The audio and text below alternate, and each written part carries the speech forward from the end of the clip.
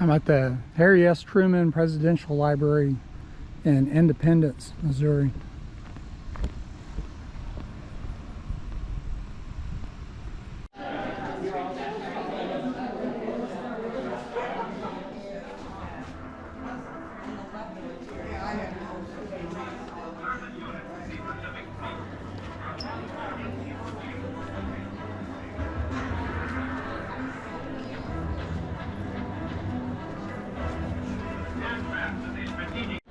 For the office of President of the United States, Franklin Delano Roosevelt.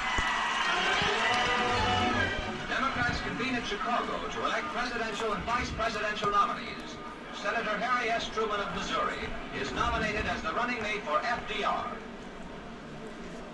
It's been my privilege to be a United States Senator for the past 9.5 years, and I expect to continue the effort to help shorten the war and win the peace under the direction of our great leader, Franklin D. Roosevelt.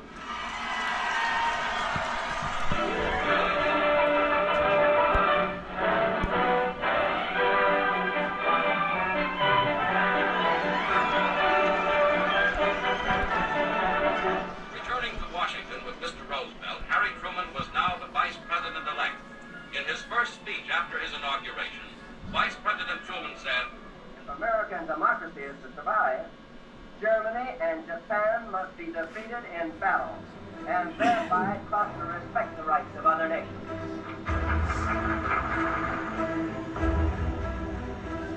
Certain units of the Pacific Fleet are bombarding Iwo Jima.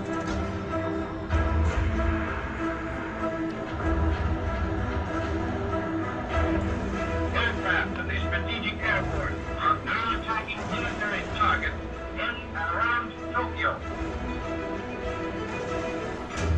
The operation to be allied on all fronts has now brought the German war to its final stage through the time frontier. We must continue fighting till the final count. We know our enemy well. We must expect him to fight hard to save our lives. We interrupt this program to bring you a special news bulletin. President Roosevelt is dead. The president died of a cerebral hemorrhage. All we know so far is that the president died at home. An era has come to an end. For us, it is more like the death of a father than of an official. This nation has suffered this day a staggering loss. Vice President Harry Truman, who from here on will be President Truman, went immediately to the White House. The gravest question mark in every American heart is about Truman. Can he swing the job? And despite his limited capabilities, I think he can. He comes into office almost unknown to the people at large, and they will await with great anxiety the result of the test that he has to meet. Roosevelt was a great architect. Perhaps Truman will be a good carpenter. When people think of President Truman, it is with a mixture of friendliness, loyalty, and gentle skepticism. No man ever came to the presidency of the United States under more difficult circumstances than does Harry S. Truman. It would be foolish to pretend that President Truman possesses the qualities of leadership needed by the nation at the moment.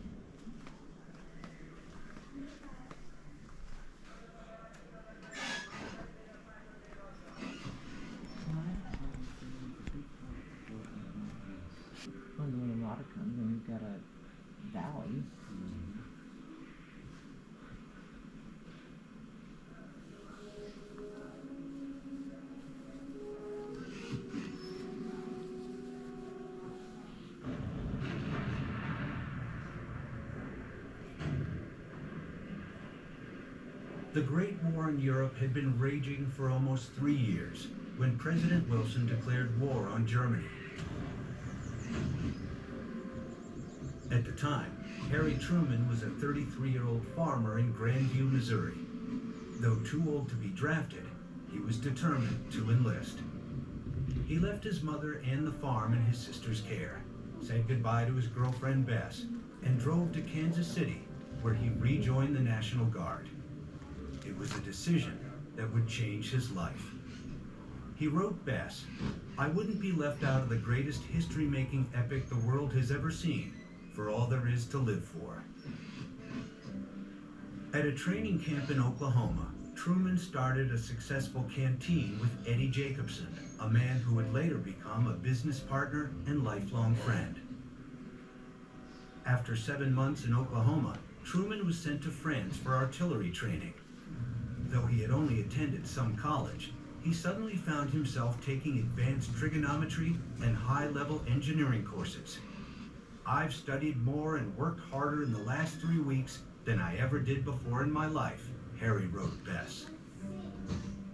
He was soon promoted to captain, in charge of Battery D, notorious for their rowdy behavior and for running through captains.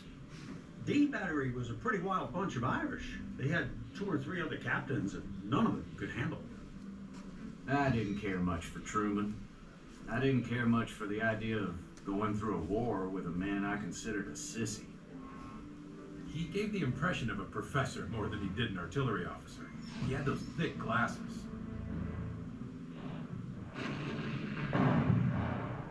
During the first battle in France, Truman proved his mettle. He positioned his battery on a mountain facing German encampments across the valley and began a barrage of fire. We were firing away, having a hell of a good time doing it, until we woke somebody up over there. When the Germans started firing back, a shell burst near Truman, and his horse fell on top of him. A lieutenant pulled him out, but in the chaos, a sergeant panicked and ordered the men to run and take cover. I hit the ground. I led the parade. That was the battle of who run? We all run. Captain Truman was about the only one that didn't run. Truman couldn't contain his fury. "I got up and called them everything I knew," he later recalled. Pretty soon, they came sneaking back. Truman not only commanded the outfit, he owned it. He was the first captain we had that we felt knew what he was doing.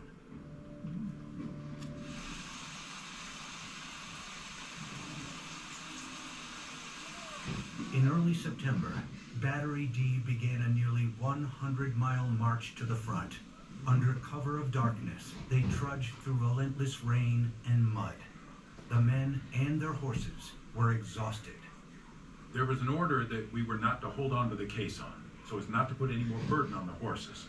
They were in bad shape, but walking along almost dead on your feet, you could hardly resist. When a colonel saw some of Truman's men holding onto a wagon, he ordered Truman to punish them. Truman refused, telling the colonel that the men were worn out.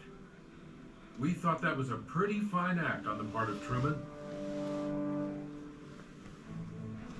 The Meuse-Argonne offensive began in September. It would be the largest land offensive ever in military history. Battery D moved into position, setting up their artillery at Cheppy. Truman's orders were to protect only his own division. But through his binoculars, he spotted Germans aiming their artillery at another American division. Disobeying orders, he told his men to fire on the Germans. Truman said, "Fire at will. Fire as fast as you can." And we just poured them in there. Truman didn't panic. He had his firing data exact. We knocked all 4 of the Germans' guns out. While Truman was threatened with a court-martial for disregarding orders, nothing came of it. In the final weeks of the war, the 129th Field Artillery moved into action in Verdun. They fired their last shots 15 minutes before the armistice took effect. Harry wrote Bess, "I brought my battery forward under fire, and never lost a horse nor a man. He had a very quiet sort of way of serving as a leader.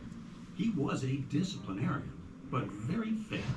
I can't describe what the personal magnetism was, except that he had it. He wasn't a military character, especially. He was like a man getting his family around a table and telling them what he could expect of everybody. In their short time together, Truman won his men's admiration and friendship for life. Truman had respect for his men, and his men had a lot of respect for him. That's the way it goes. At the 11th hour on the 11th day of the 11th month, 1918, the Great War ended. Truman returned home to independence with a newfound confidence that would serve him well in the future. The confidence to lead.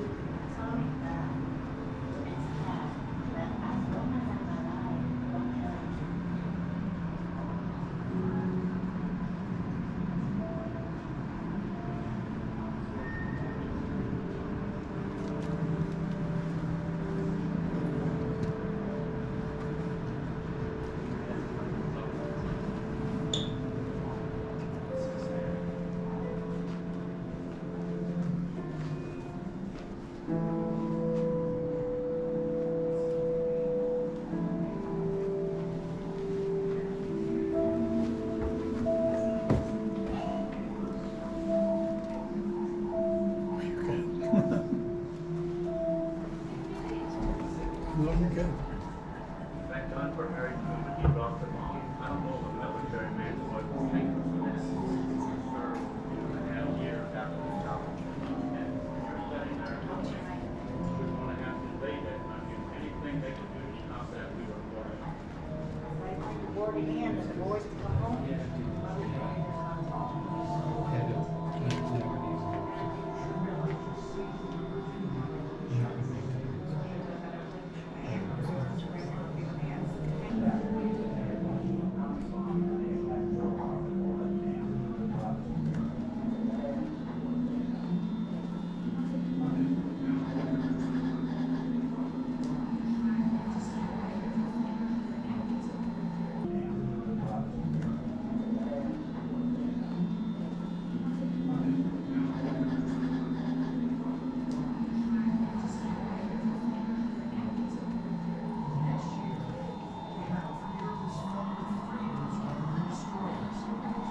Tractors instead of tanks. Reach their full growth when the hope of a people for a better life has died. We must keep that hope alive. Program by program, speech by speech, Truman lashes together the three nations of Europe into a new coalition. One he hopes will be strong enough to break the tide of communism sweeping across the continent. Stalin responds aggressively in Berlin, a city deep inside communist-held Germany. After the war, the Allies divided Berlin. American, French, and British troops occupy the western half. The Soviets hold the east and control all roads, rail lines, and rivers leading to Berlin. On June 25th, 1948, Stalin orders them closed. Is a hostile move to force out the Western Allies, but Truman does not blink.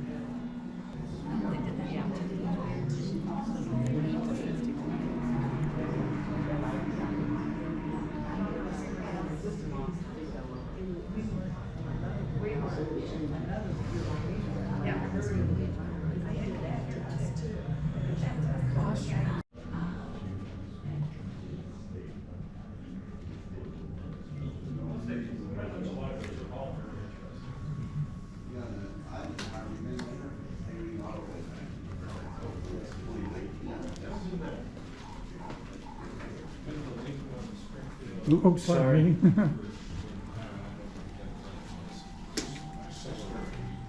She had a goal to go to all of them.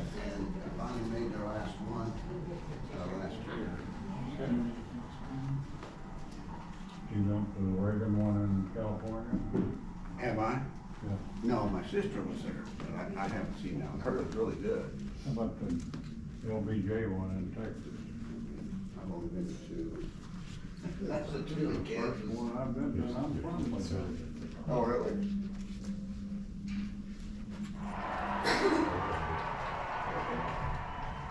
It is the greatest honor of my life to present to this convention America's next president, Thomas E. Wood. So close.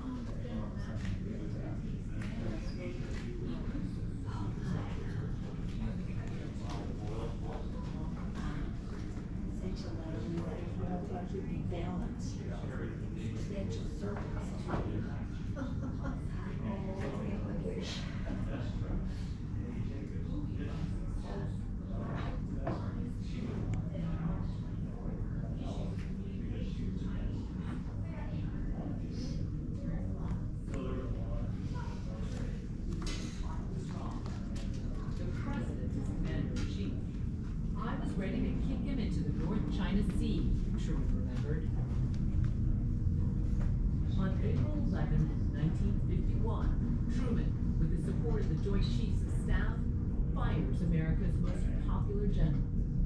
I have therefore considered it essential to relieve General MacArthur so that there would be no doubt or confusion as to the real purpose and aim of our policy. Calls come for Truman's impeachment. MacArthur comes home to a hero's welcome. Truman's approval rating, already below 30%, falls even lower. Korea remains a stalemate. While peace talks begin in July 1951, battles rage along the 38th parallel. Truman leaves office in January 1953. 6 months later, a truce, not a peace treaty, is signed. After 36,000 American and 2 million Korean deaths, North and South Korea remain divided, and still are today.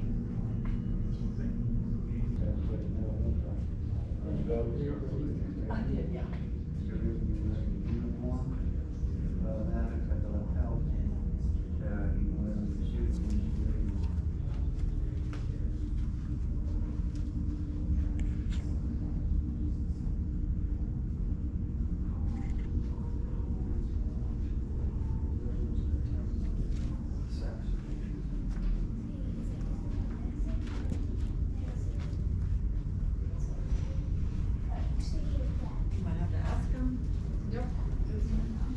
Something downstairs too, but I don't know.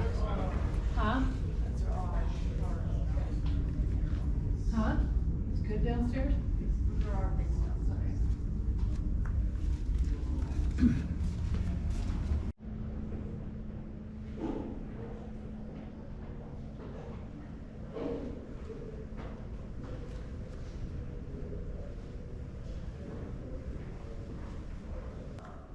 I'm glad you have come to this historical institution.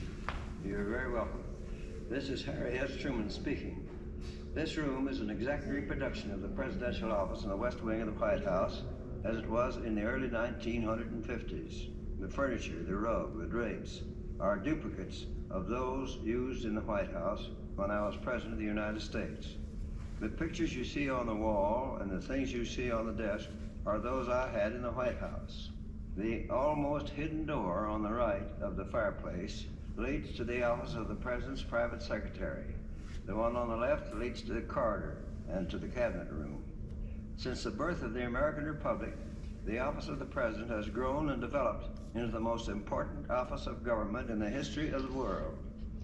I hope that the exhibits in this library will give you, and especially the young people among you, a better understanding of the history and nature of the presidency and the government of the United States.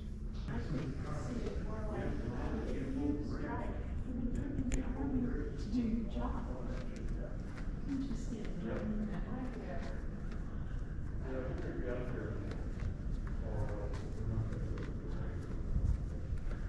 Like I said, it's a great trip right now because the river is so high. Yeah, I could go anytime and do it again. See what the schedule is.